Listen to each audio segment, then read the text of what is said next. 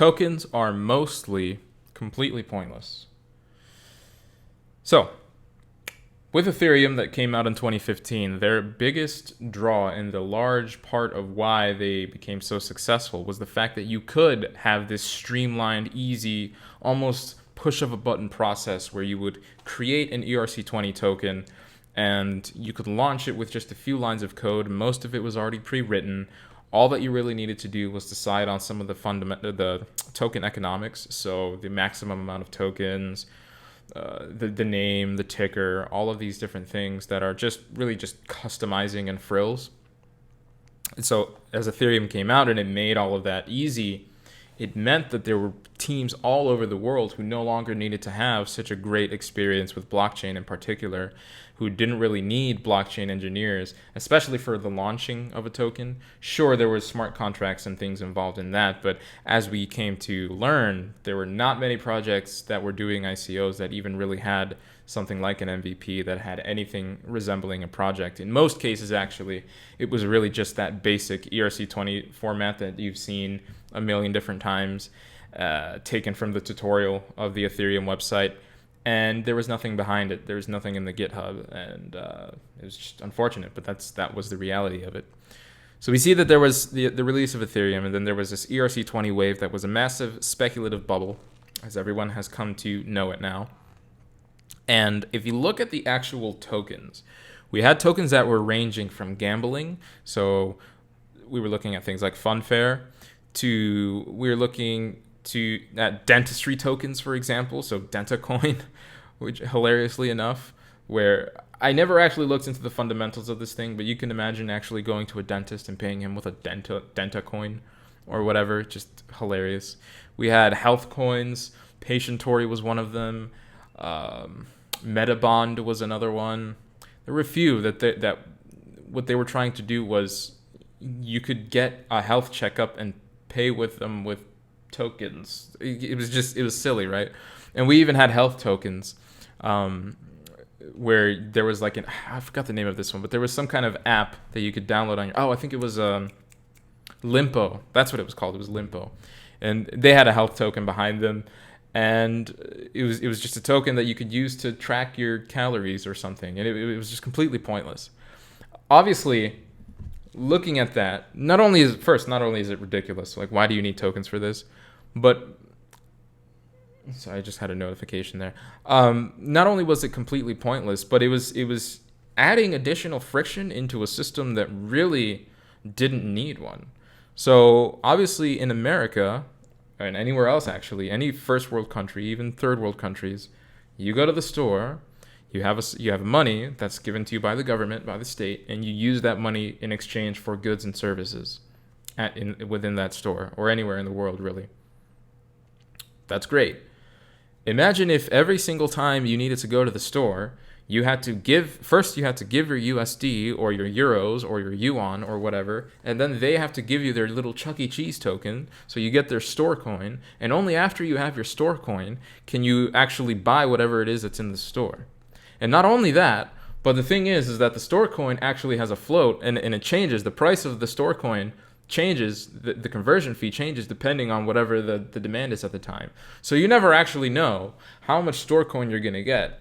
Now, maybe the base USD price or euro price or yuan price of the asset you're trying to buy doesn't change, but the amount of store coins you have to buy changes, which is really just confusing. So I go to the store now and I buy a sandwich for 50 store coin, and tomorrow I have to go convert my store coin again, and I have to get 60 store coin, and I can buy the sandwich again for 60 store coin because the price pumped or the price dipped. It's silly, right? It doesn't make any sense. It's completely frustrating.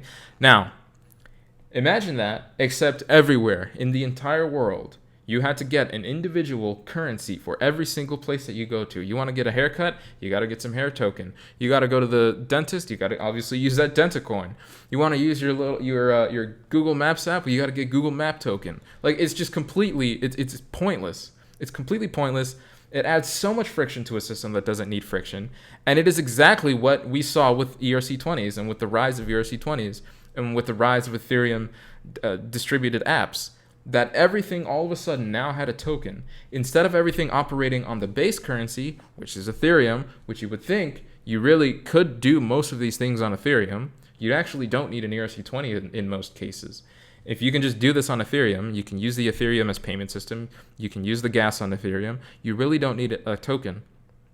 But in this case, in this fucked up world that we live in now you need to have a token for every single thing that you purchase, and the token prices fluctuate daily, and you never really know what the base value of something is going to be unless you do those complicated maths every single time you want to buy something. Yeah, imagine that. That would never fly, right? So the alternative, if we live in this crazy world, because that's really all we're given as an option when it comes to crypto, is you now, instead of having to do the conversion every single time, you now need to hold a token of everything, every possible service, every possible good that you buy. So now I have some hair token, I have some store token, I have some dentist token, I have all of these tokens, and I'm just holding them for whenever I'm going to actually use them in the future. So in that case, you can say, oh, you don't need to worry about conversion then, but it's like, yeah, but now I'm just holding all of these worthless tokens. I've given away my useful USD, my useful euros, my money that has actual value, in exchange for these Chuck E. Cheese tokens that is backed by absolutely nothing other than the store that I'm using them on, or in this case, with the analogy, taking the analogy further, or the distributed app that I'm using it on. Pointless, right? Now, in general, so that's my gripe with tokens. First, I will say that adds friction, completely pointless. The conversion fees are unnecessary, and it makes a whole damn thing a lot more expensive and a lot more complicated. If you just ended the conversation there, that would probably be a good video. However, I will take it one step further. I will say there is technically some small merit of having a token. There actually is. There is a merit to it. Now, the obvious benefit to having a token and creation of the token, and I haven't really thought about this until very recently, but this is something that I think certainly holds water, is that it does allow companies to sell them for capital, which is a good way to raise funds. So if you create a token and you have it for your dentistry app or whatever, and you sell your dentist token, you actually can make some money off of that. If instead you do this dentist app just on Ethereum, you don't have a token to sell, it's going to be very hard for you to do an ICO because you're not going to have any coins to offer. So obviously in that case, it's very easy for a team to raise money. So in that sense, it makes sense to use a token for that. So it's a good way to raise funds. It also, once tokens are introduced, you can actually trade them on the market. So you can distribute them to people, and those people can sell them, and then other people can buy them. So that means now that you have a token trading on the market, you have a perceived value of the amount of work or effort or value that your project or team is producing and delivering. You have a direct consequence of that with the price of your token on the market, which is obviously great because you can see, okay, our token's tanking because we're not doing anything, or their token's doing great, so it's going to attract a lot more investors and a lot more hype and a lot more interesting to your token, which is going to mean that you're going to have a lot more resources, a lot more community outreach. So this is a great thing in that case. If you have a token and you're getting in the positive direction, you're getting a lot of hype and traction, awesome, you're going to get even more. And maybe what you're developing is going to be something that is truly relevant and powerful and full of productive value for the crypto ecosystem. In that case, cool. But then obviously there's the other side of it. There's the slope, where if what you're not producing is very relevant, where what you're not producing as much value at all, then you're going to start losing value. Then you're going to get beleaguered investors, and you're going to get bag holders, community members who are very, very upset with you. So that's the two sides of it. It also adds this element of hype and speculation, which is, I would say, probably more of a negative than a positive, especially during times when things aren't completely bullish. When everything is bullish and everything's going up 10x, then yeah, we're going to build the next wave of dentistry tokens, and we're going to raise $30 million, and people are actually going to buy this shit.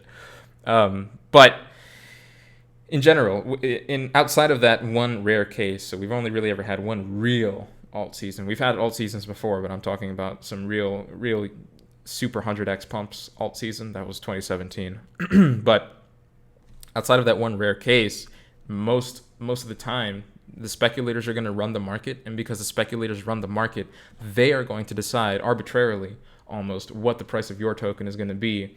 Because the way that it works is, I've mentioned perceived value a few times in this video, and the reason is because it's only perceived.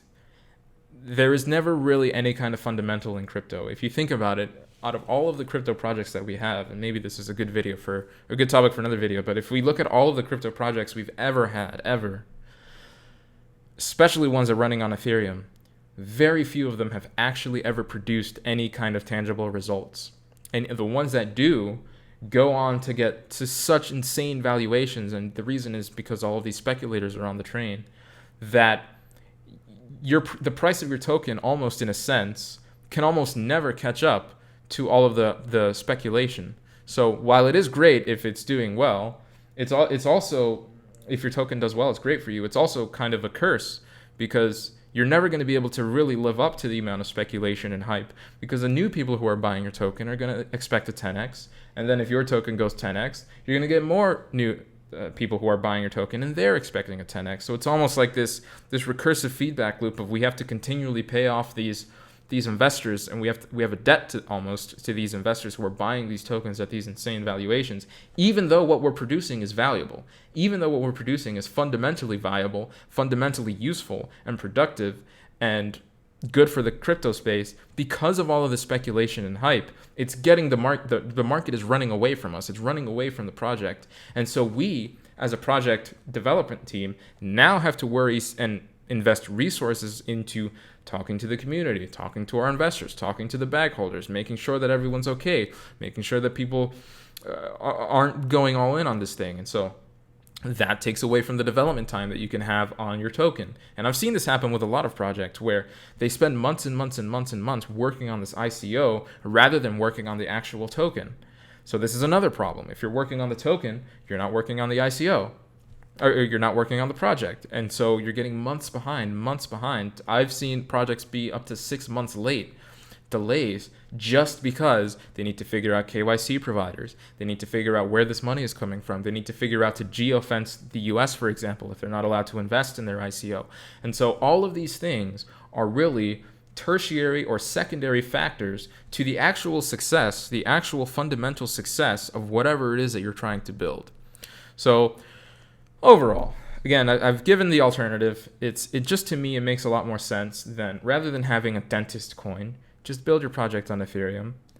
Adding a token in general as resistance, it wastes time and conversion fees. It adds all of these conversion fees, which just makes the whole thing overall more expensive. And alternatives exist. Don't use a token. Now, if you're a team that needs to raise a lot of money, well, maybe consider the fact that if you didn't have an ICO, if you're not able to raise money through other methods, should you even be raising money at all? This video was sponsored by Cryptowatch. Are you a crypto degen? Do you spend countless hours in front of your PC babysitting your leverage trades? Well, babysit no longer. With Cryptowatch, you can spend countless hours in the comforts of your own bed, waiting for those SMS alerts. Track how wrecked your portfolio is that week with their portfolio tracker.